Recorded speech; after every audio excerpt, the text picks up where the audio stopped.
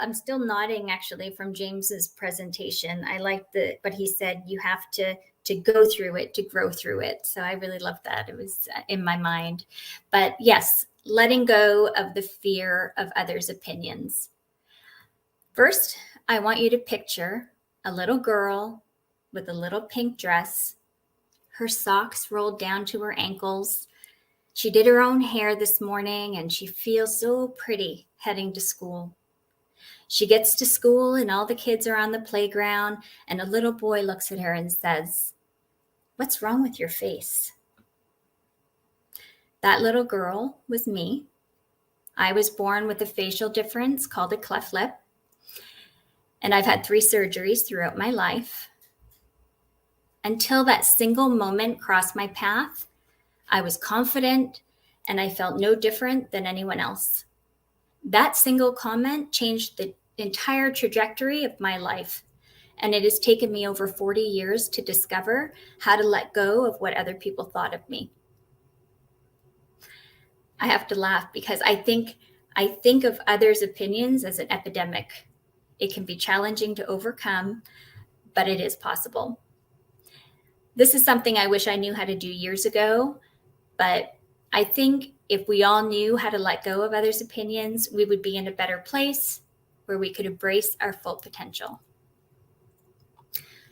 We need to understand why we allow someone's opinion to affect us and shape what we do, or what path we take in our personal and professional life.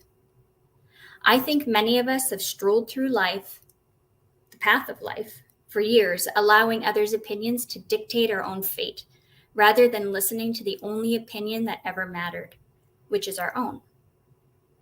Firstly, we need to stop taking things so personally and have a strategy for dealing with that. For example, you work hard on a project, a new business, or maybe just putting on the perfect outfit to wear that evening. And then someone comes along with a comment that isn't exact comment that you were hoping for, and you take it personally, and it eats at your confidence, and you start to doubt yourself. Maybe you become sad or angry. You throw that project to the side and you start something else. But why? My goal today is to share with you what has helped me let go of others' opinions so you can prosper and live without regrets and fear less. But before we get to those, I want to give you another visualization. I want you to imagine a young mother holding her 1-year-old baby boy on her hip. She's looking out of a window into Kuwait City. The streets are empty. The threat of war is imminent. The sirens are blaring and from the emergency tower in the city. The windows are rattling because the sirens are so loud. She's clutching her baby and she runs into the bathroom where her and her husband made a makeshift bomb shelter. They sealed the doors with duct tape and they listen to the radio to stay informed with what's happening. Threats of chemical weapons, they said. That young mother was also me. I had my first of very many panic attacks that day. And although terrifying at the time, that was just another circumstance and another obstacle that made me a strong woman. The thing is, when we look back over the years and all the things that I went through and overcame, I also look back on how gritty I have become and how gritty it's made me. Growing up, we didn't have a lot as a family, so I worked hard for the things that I wanted. I felt I always needed to prove my worth and try so hard, and it was so exhausting. Whether it was becoming the first female competitive boxer in East Canada back in 94, 95, or starting a business in my kitchen in Kuwait and selling to expats who lived there, I knew I had the grit to achieve anything I put my mind to. But something kept holding me back from the real success. Was it self-sabotage? No. I was allowing others' opinions affect me taking my true success to the next level. I actually figured that out, and I embraced the no give a damn factor. But then I prospered. When I turned 40, I vowed to myself that I would achieve and do all the things that brought me joy, purpose, and to add to the list, I wanted to achieve big physical goals as well. I had close people telling me I was bananas for doing a lot of those things, but guess what? I stopped fearing their opinions and I did it anyway. In the last 4.5 years, I have competed in bodybuilding after having 3 babies. I wanted to show other clefties out there that they are so beautiful the way they are and not to hold themselves back because of their uniqueness. So I went and I competed in a pageant. I didn't know what I was doing. And I won second runner up. I was 43 and I'm only 5'1". I then wanted to test my mental fortitude. And so I went on the 3-week trek to Mount Everest Base Camp with people I didn't even know. And you bet, people had opinions about that. But I did it anyway. If I can leave you with what has helped me let go of others' opinions throughout my life, I would probably start with self-acceptance.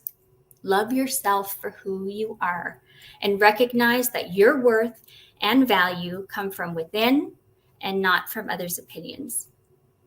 Challenge your thoughts when you catch yourself worrying about what others might think and ask yourself, does it truly matter? Will their opinion have a significant impact on my life?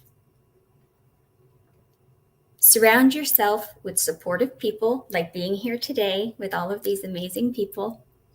Cultivate the relationships that accept and respect you. It took me a long time to release people who were affecting my potential. Focus on your goals and your passions. Direct your energy to your own dreams and your own aspirations. I did this for myself when I launched Mission Wonder Women, and it's been the best thing that's ever happened to me. Practice confidence, and we've heard a lot about confidence throughout this Brave conference. Build your self-esteem by celebrating your strengths, accomplishments, and unique qualities. This will help you develop a resilient mindset, making it so much easier to brush off opinions that don't matter. When you build a strong psychological mindset, do not let others affect that. Protect that like you protect your own kids. Also, give yourself some space from social media. I can go on for days about the negative impact of that, but that has on your psyche, but that's a whole other conversation. Just remember, everyone is entitled to their opinion, but recognize that others' opinions are just that, opinions. Yes, feedback is important from those we trust, but there's limitations, right? Each person views the world through their own lens, shaped by their own experiences and beliefs. Their perception may not align with your truth, and that's okay. Letting go of the fear of others' opinions is a journey that requires patience, self-compassion. In time, with practice and a focus on your own happiness and growth, you'll gradually find yourself worrying less about what other people think. You have the power to shape your own life and live authentically on your own terms. That little girl in her little pink dress found her authentic self, and so can you. Thank you so much for having me here today, and I hope I inspired you to go out and dream big and be brave as well. Thank you.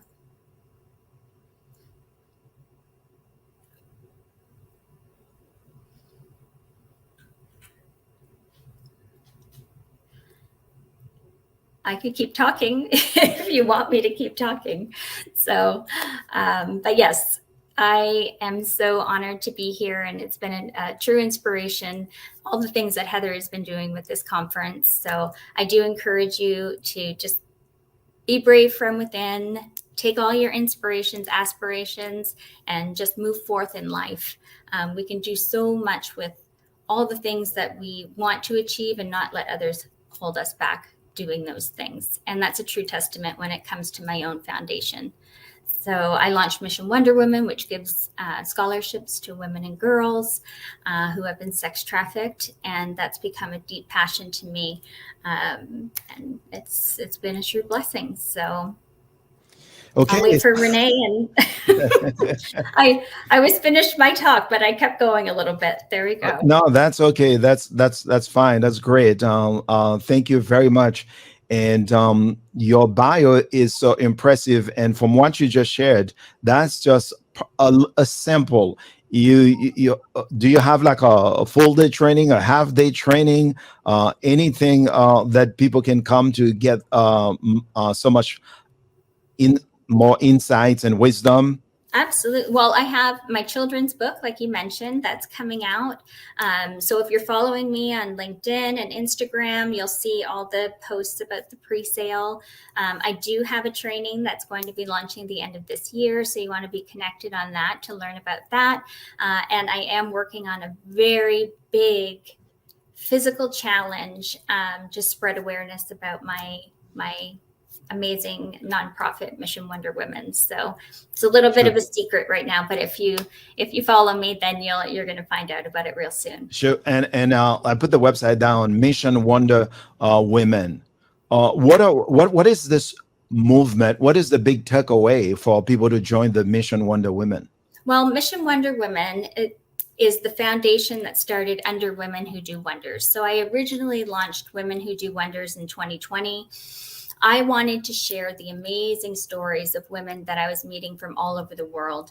And Heather was one of them. I connected with Heather years ago, and she's just been a true inspiration to me. And then I've carried that on, and having Mission Wonder Woman was a big part to carry that legacy on, but to really support women and girls who really needed someone to reach their hand out and say, I got you. Wow. This is exciting, and the moment you say Heather is part of it, I know Heather is a boss. You are a boss. Two powerful women making wave in the world. That should be exciting for anybody listening to this to want to join. Heather, welcome back on stage. Thanks for having me.